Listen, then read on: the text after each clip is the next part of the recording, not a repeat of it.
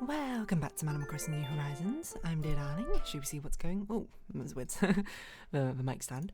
Welcome back to Animal Crossing New Horizons. I'm dear darling. Let's see what's going on our lovely island of Fawnhallow today. Sorry, I'm just like I stun-locked myself. I was just like, what on earth am I saying at this very moment? And it evaporated from memory. Yeah, I'm not sure what we're going to talk about today. New series out today. Animal Well. Congratulations to. I should remember your name.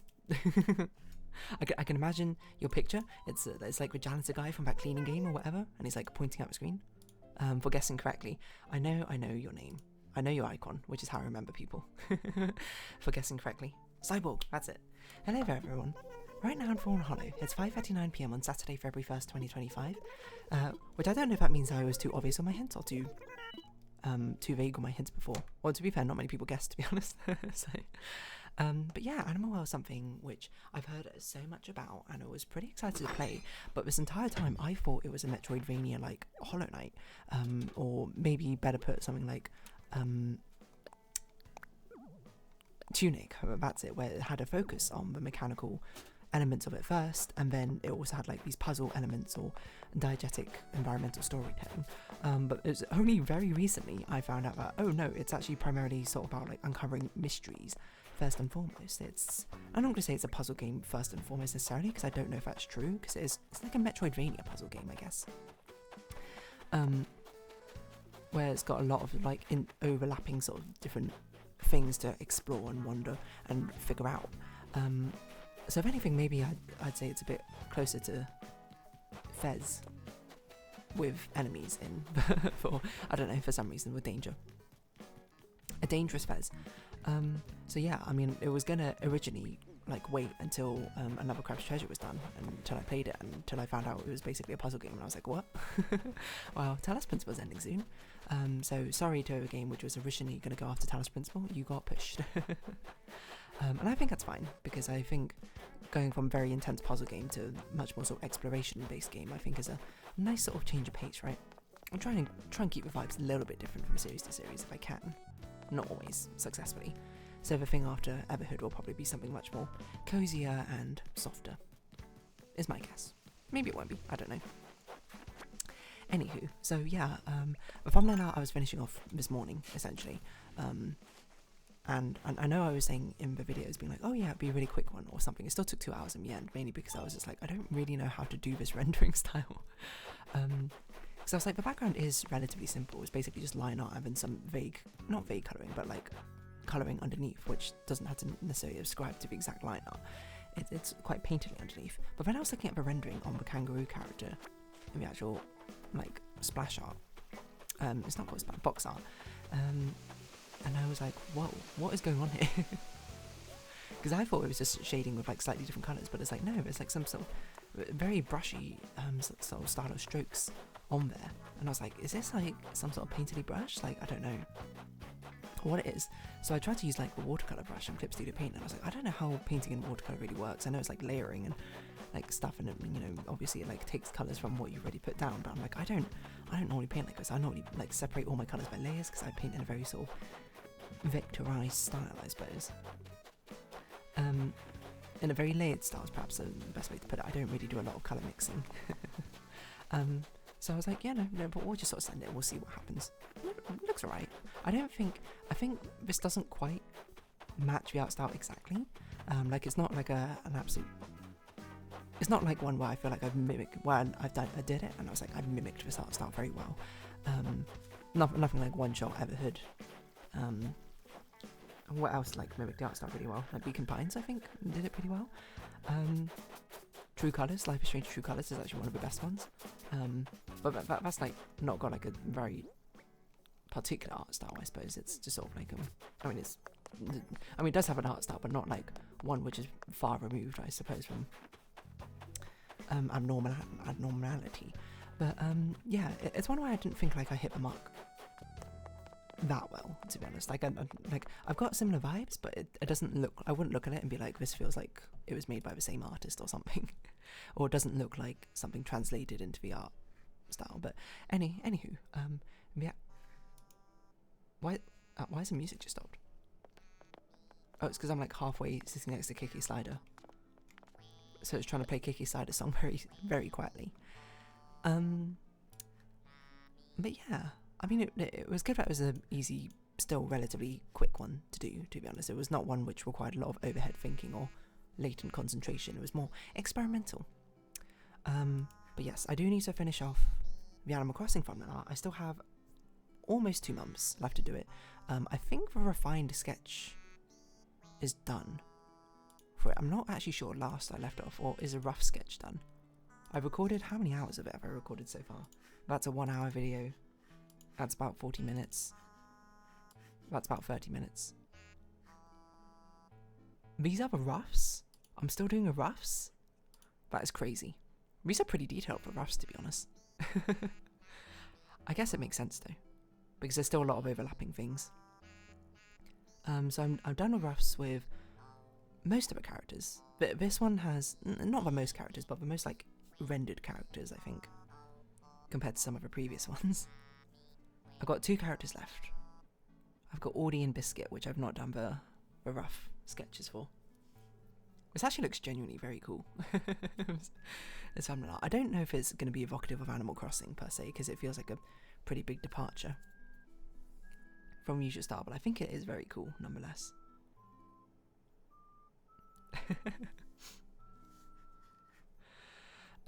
Yeah, what was I going to talk about? I don't know. Art styles, if anything. Have I spoken about art styles before? Art mimicry? Style mimicry? I suppose that could be quite an ambiguously vague thing, because that could be like mimicking someone's like fashion sense or whatever. Which humans are wanting to do, I suppose. Every now and then. Because, well, I mean, I'm not really sure. I mean, humans are social creatures, of course. But it's like you see someone with something which you're like, oh, you know, I like that sort of vibe. I'm going to do my best to try and do it as well. It just feels like a very natural thing. I think the thing I think about most is always the fact that, like, it's more like picking up, like, phrases from friends, which happens, like, all the time, I'm sure. Certain slangs get picked up and shared very readily, but style as well, does that happen as often? Maybe, I'm not sure. It's a bit harder to quantify, I think, because, you know, what are our styles, if anything? Has there been some sort of style migration? I don't know, I feel like everyone's got, at least in my friend circle, has got their own pretty unique style, to be honest. I suppose it's probably because we're at the age we're at now, you know, most of us have kind of figured out the styles that we wanted. There was something I was going to do, but I can't remember what it was. As well, just completely unrelated to all of this, but maybe I'll remember sooner or later. But yeah, there's like everyone's own like individual styles, all quite unique. I think at this point, I'm not really sure there is much mimicry going on. I'm not saying that's a bad thing or anything. If you want to mimic someone, like, I mean, that's how it should be, right? Like, if you're inspiring someone else to, you know, dress in a similar way, to act in, well, okay, I say act in a similar way. I suppose it depends what that acting is. Oh my gosh, my near-pet changed into a yellow Lutari. That's crazy, except for Lutaris can't be abandoned at the pound. You might say, like, isn't that a good thing? But no, it's like, I often zap these pets just to release them into the pound so someone else can adopt them, and give them a good home. But I'm here like, oh, I can't release a Lutari. Like last time I got a candy Lutari and I was like, well, I guess I'll just put it on a different account or something. What on earth is this? Duolingo. So I'm just looking at Reddit. Duolingo is a Minori fan. Duolingo Japan is posting with a Minori. What is this? I don't understand what is going on. Duolingo's in Unhinged. In the best way possible. Yeah, I feel like that was something I was going to do, but I can't remember what it was now. Anyway, style mimicry. Certainly something which... yeah, some of the thumbnail arts I think certainly do better than others, than mimicking with styles. I wonder which And I mean, some of them also, now I think about it, I didn't actually mimic the art style of a thumbnail art at all. I could just open up the YouTube thumbnails and see them. Like, to be fair, the Animal Crossing ones aren't really mimicking the styles at all. I'm just drawing them in my style. That's just how it goes. Sorry, a little bit of a pause. But yeah, style mimicry. I mean, it's very fascinating, I think, way to learn as well. Like, I'm not going to say that's something that you should learn first and foremost. Like, it's not a fundamental skill, I think, to be able to mimic someone's style. But I think once you're looking for a way to be able to sort of have a bit of a change up with how you draw, what you make, whatever, trying something new, I think that can genuinely be a very fun thing to do. Which I have a great appreciation for what the thumbnail arts often do. Is that they sort of force, well, I shouldn't say force, it's optionally challenged to do something a bit more, you know, uncomfortable. Being like, what sort of new art style can I try? Can I replicate this? Because sometimes it really works. I mean, sometimes it's like, meh, it's fine. But sometimes it does really work. Like, obviously, Life is Strange True Colours, I keep referring back to it, but that was like one of the first lineless, like, painterly styles, I suppose, or artworks I've done. And I was like, well, you know, I'll give it my effort, give it my all, and it turned out really well. I mean, obviously I had like a great reference to work from, but working from reference is good, you know. You should do it. Don't let anyone tell you that you shouldn't. You gotta kind of work from reference anyway, otherwise how do you know how to do things from first place? You gotta learn from somewhere. And Life is Strange True Colours also had really, really great reference images from what I recall. Like, they had like an actual like breakdown for, I think it was, targeted for cosplayers, right, to make sure that they could replicate the costume accurately. But I mean, it worked very well, I suppose, if you're also drawing, to be like, yeah, this is, you know, exactly what's her name's? Alex's outfit is. I feel like at some point I need to do like some sort of trivia quiz based on all the games that I played for the channel to see how much of it I actually remember. Like, can I remember main characters' names from X, Y, and Z? Who knows? Yeah. It's always nice to push your boundaries, and I think that kind of goes for anything really. Once you've learned any hobby, skill, activity, done it to a reasonable degree, how do you advance from it? Well, you know, you don't do the things that you're so comfortable with over and over again. You got to try something different. You got to change it up. You got to be a new you, right? That's how I think that's how most people probably think about it, to be honest. It's just kind of inevitable by nature of evolution, improvement, progress. So to think it's anything to shy away from it, it's fair.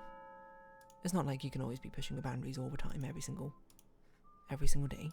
I don't think that should be the expectation. But it's also the sort of thing where, you know, you're doing yourself a disservice if you shy away from it all the time, forever, etc., etc. There's great value to be had in both understanding via mimicry and also challenging your own style and doing something rather different. Perhaps that's a bit unsurprising to say. And there's not really, you might say there's not really much to sort of garner from that. I'm not sure education-wise is the right word, but like there's not really much of a lesson to be learned from that. It's kind of all, you might say, obvious, if anything. And that's fair. I think that's fair. At the same time, it's sort of like, well, sometimes saying a quiet part out loud is the sort of thing which gets you going to at least give it a shot. Accountability or something like that.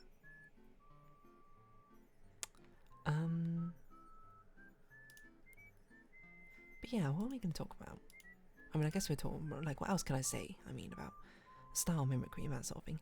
Not something which happens all that often, to be honest. Because I don't think I'm at, like, how should I put it? I'm not at the stage of my own artistic ability where I feel like style mimicry is the optimal thing for me to learn via. I feel like, definitely, I'd probably benefit more from learning about proper rendering, because that's something, like, all of my art techniques I just got off from pure vibes, really. Self-teaching, nothing particularly formal, learning from the best or anything like that. So there's definitely much more to be garnered from it, to be able to, like, understand better. So probably anatomy and rendering I would learn a lot more from, but, you know, doing something is better than doing nothing, ain't it? So even if it's not necessarily optimal, sometimes optimal, you know, don't let perfect be the enemy of good, as they say. And I think it's a very fun thing to be able to look and see a lot of different art styles that are out there, and just be like, yeah, I want to be able to mimic those as well, or give them an attempt to try and do them, you know.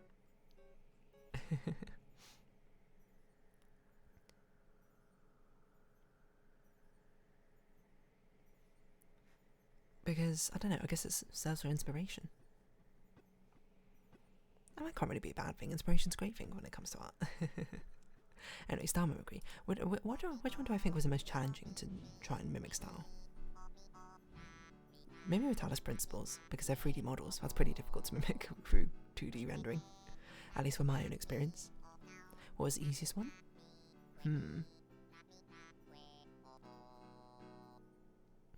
That's a good question. I think the easiest one would probably be something which suits my style very well. Maybe Goodbye Volcano High, because that style was very, very similar to my own art style, to be honest.